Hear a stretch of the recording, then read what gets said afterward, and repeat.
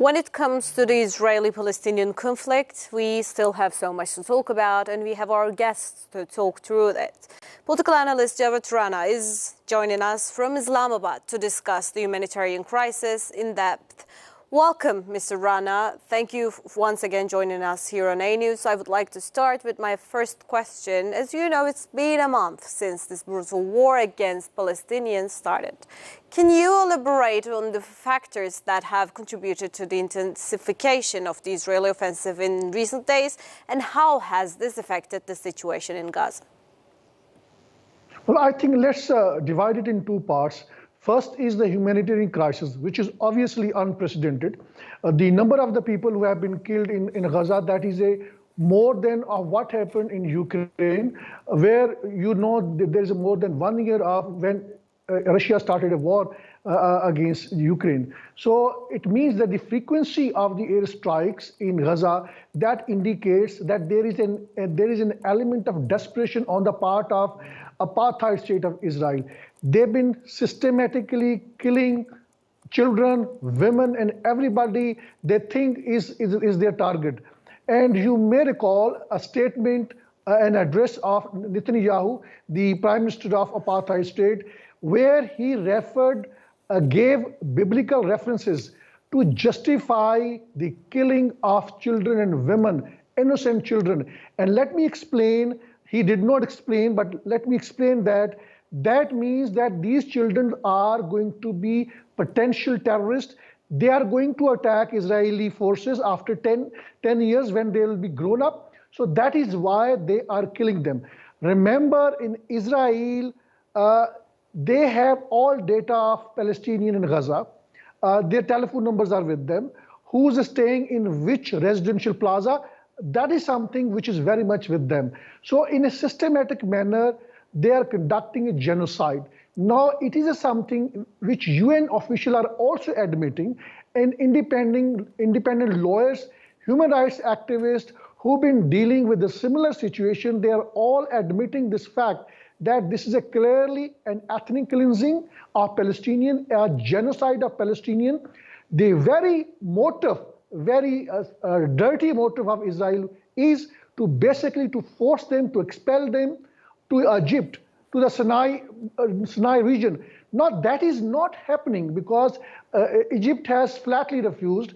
It says that it would not allow these refugees to be there because that has been a systematic pattern by apartheid state right from 1948 till now, killing people, forcing them to and expelling them to the other Arab regions. So this is not going to happen. So this is a failure, but certainly this failure of the apartheid state has come at a heavy cost of killing of 10,000 Palestinians. You know, it is something easier said than done. It means that every house, every home in Gaza, they are mourning. Their cousins, their family members have been killed. 36 journalists have been killed.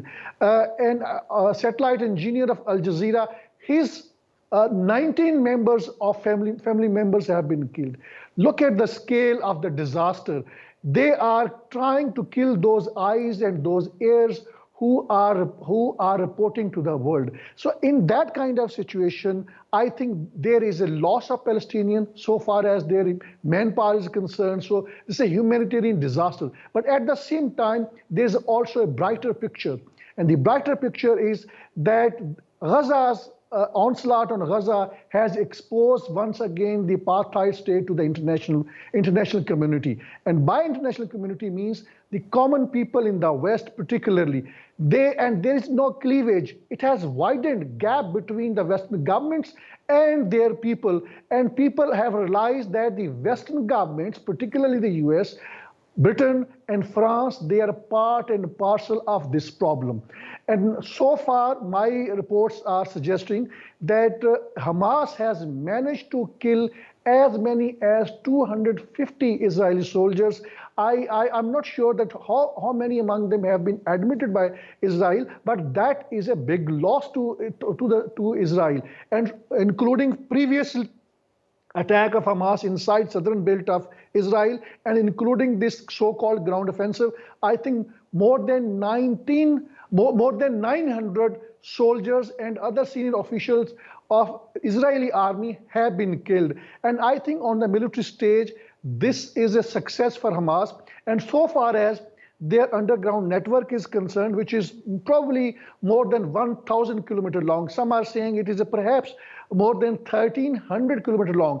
That is by and large is still intact. So I think Israel has so far lost.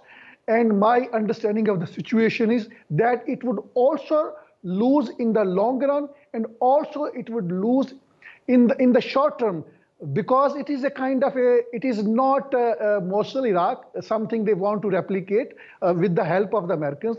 It is a somewhat like Afghanistan. What happened with the USA and other NATO forces in Afghanistan, that is going to be repeated in Gaza. Speaking of United States, actually, it is quite important because we know that alongside with everything you mentioned, there's a humanitarian crisis that is taking place at the moment. We know that United States is seemingly changing its process in the way that it stands, because they said that they're standing beside Israel no matter what in the beginning of this conflict. Now, Antony Blinken is out there and he is telling that the humanitarian pause should happen in Gaza. And we have Netanyahu who says it's absolutely not possible until the hostages are released. So what do you think about I understood what are you thinking, but can you elaborate on your thoughts about the United States stance in this situation? Because we've seen them hand in hand, and we've seen them actually expressing different opinions in the public eye. What is going to happen after this? There is a method in this madness. There is a public posturing which creates a fake impression that as if United States is reviewing its policy. No, they are not reviewing their policy. Blinken is in the region because it is buying more and more time for the apartheid state. So what is the agenda? They are talking about humanitarian pauses. This is a very stinky terminology that they have introduced. It doesn't mean the humanitarian pauses.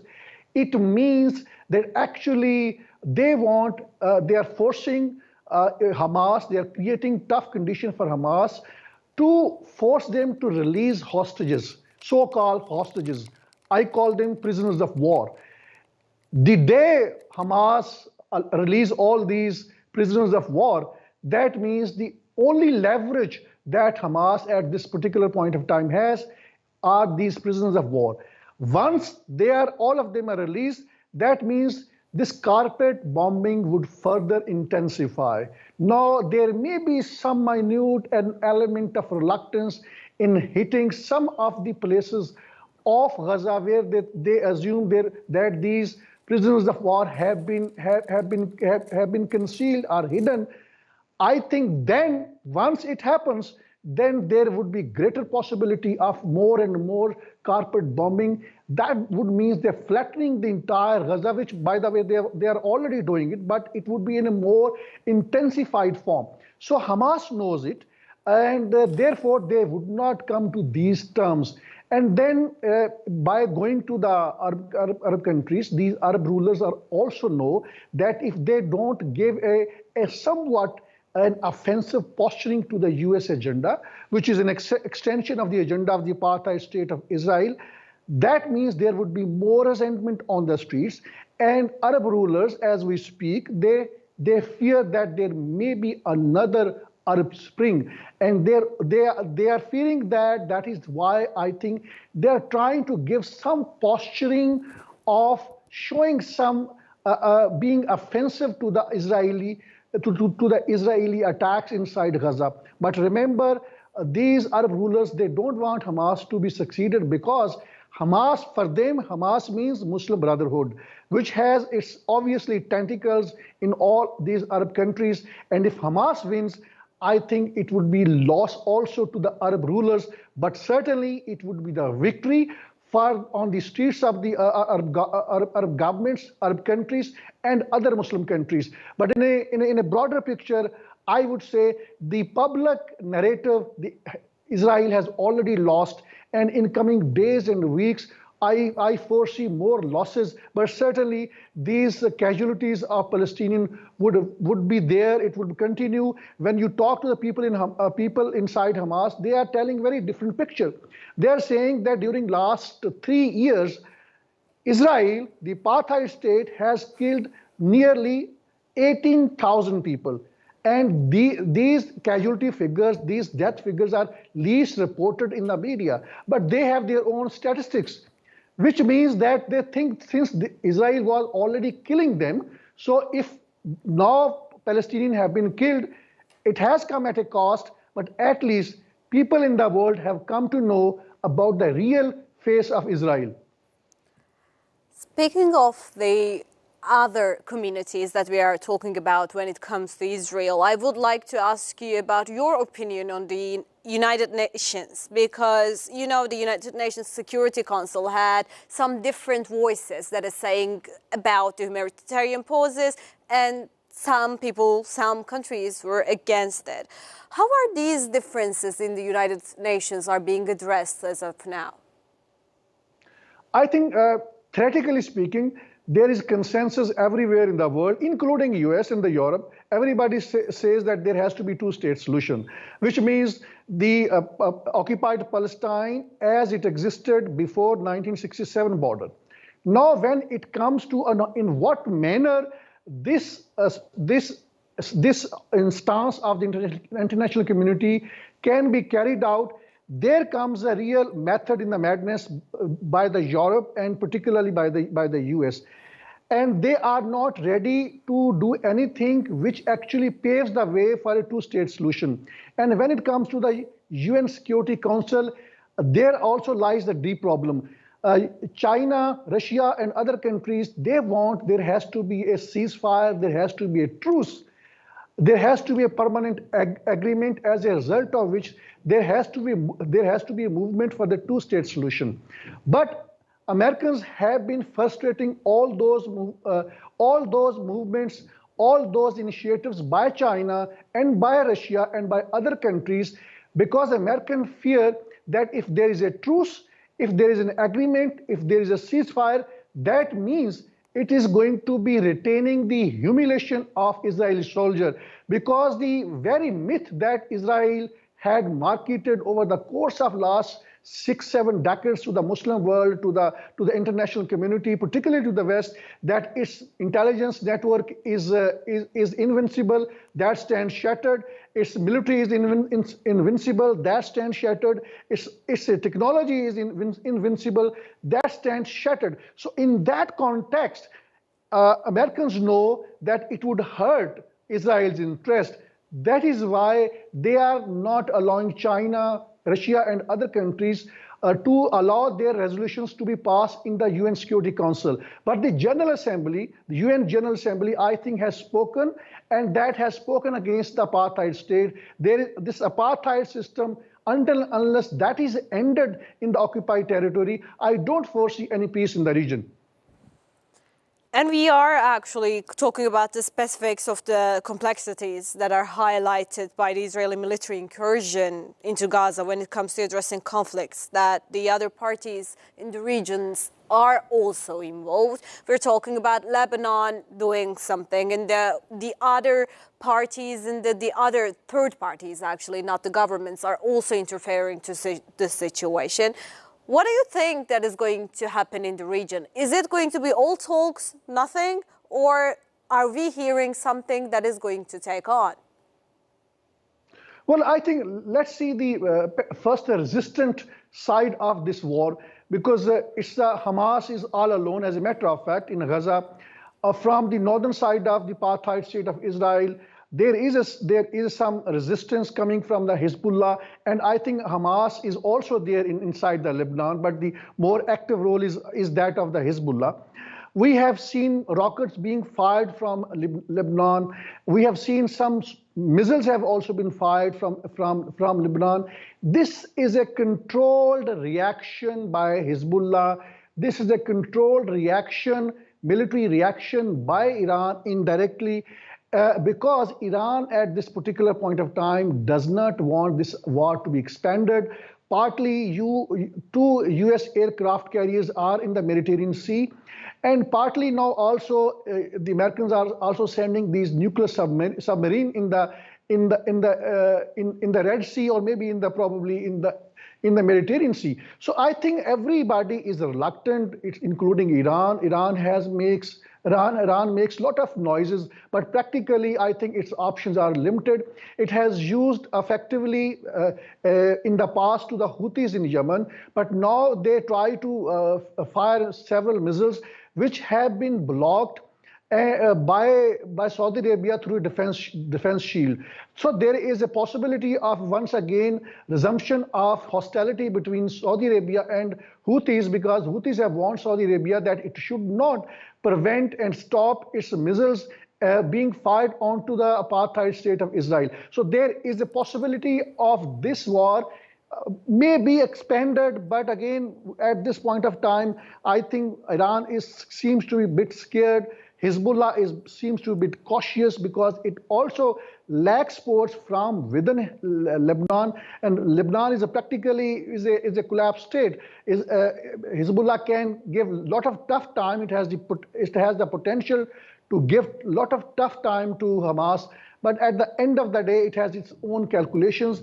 The Hezbollah leader has given warning to the apartheid state, but I don't, frankly, at this point of time, take that warning seriously, because Iran practically is allowing now Hamas to fight on its own. Islamic Jihad is there, that is also another player, but I think Hamas is leading this war, and so far, by and large, their military strength is intact. But again, the bigger issue is that Hamas and Palestinians are on their own. The plan that Israel has, which has been backed by the Americans, they want to install so-called Palestinian Authority in Gaza. They want to basically replicate some sort of a symbolic rule of Palestinian Authority in Gaza. That is unlikely to happen because Palestinian Authority has been very unpopular. Even now they are unpopular both in West Bank and also in Gaza. That is also again a kind of a scenario which is unlikely to build up. As today we have heard Netanyahu saying that we will stay there. Israel would stay in Gaza indefinitely so far as the security is concerned. And I think they also want to bring back Palestinian Authority. My understanding is that it would only happen when they defeat Hamas inside Gaza. This is most unlikely scenario as we speak, because the military strength of Hamas is very much there, and the playbook, the military playbook, which Israel is trying to basically replicate here in Gaza, has been taken from Mosul, Iraq, and there are reports suggesting, some of the Hamas sources are telling that still many of those American soldiers and advisors who participated in Mosul against the Daesh, their services have also been hired, because they think Gaza is like a Mosul. This is a completely different scenario, because here Hamas enjoys complete sympathies and support of people, and unlike in Mosul, where Daesh did not have those underground tunnels, Daesh did not have the support from the public.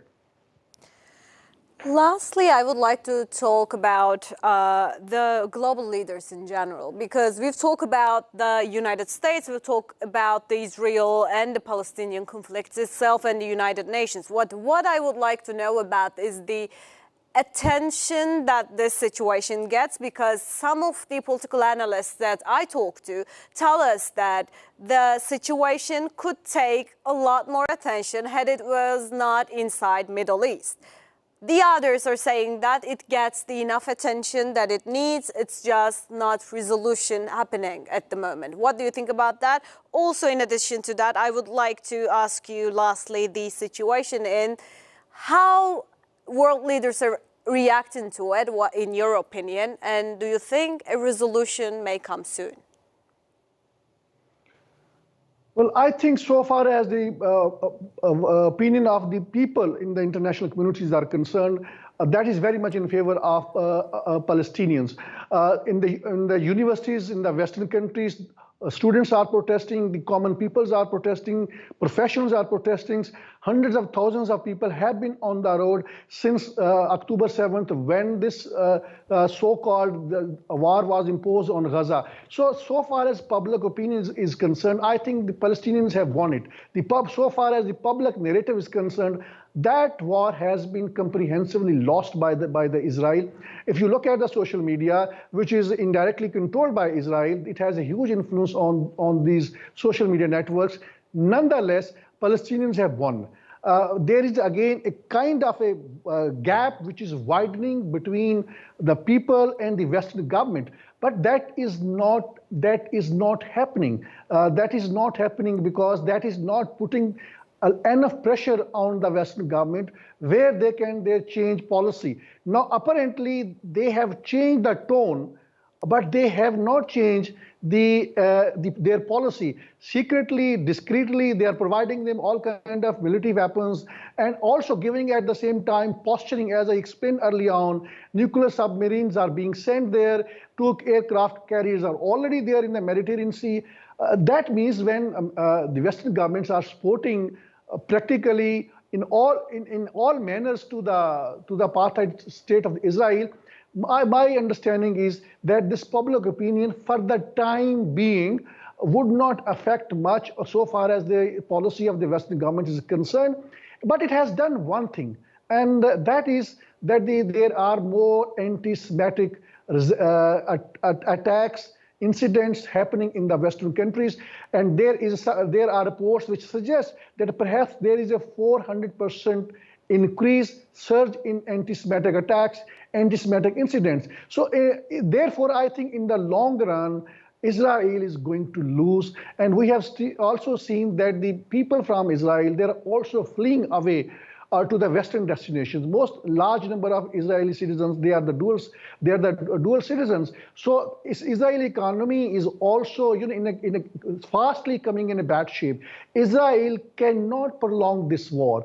Remember, when it comes to the insurgent attacks, when it comes to the insurgency, mostly the track record in similar situations shows that the insurgency wins. And that is why this is unprecedented, that we have seen that it's been more than a month, Hamas is still resisting. You may recall 1967 war, 1973 war. What happened? It was a matter of few days.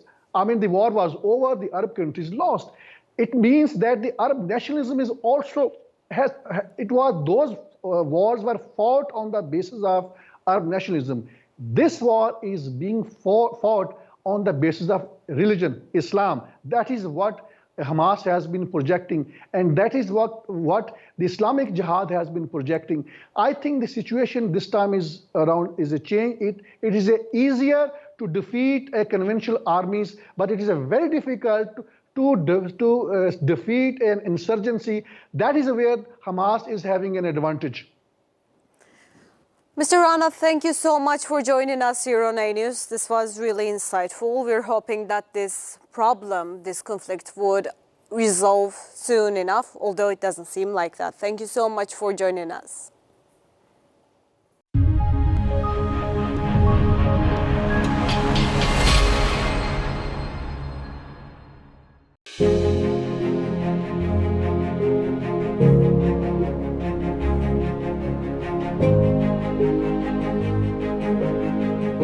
The growing tide of anti-Israel sentiments. What you see behind me is just tip of the iceberg of what is happening in the country. More than half of $52 billion black CIA budget is spent on espionage network in Pakistan. How would you handle it? The US has looked upon Pakistan as an ally at one point and then as an enemy at the same time.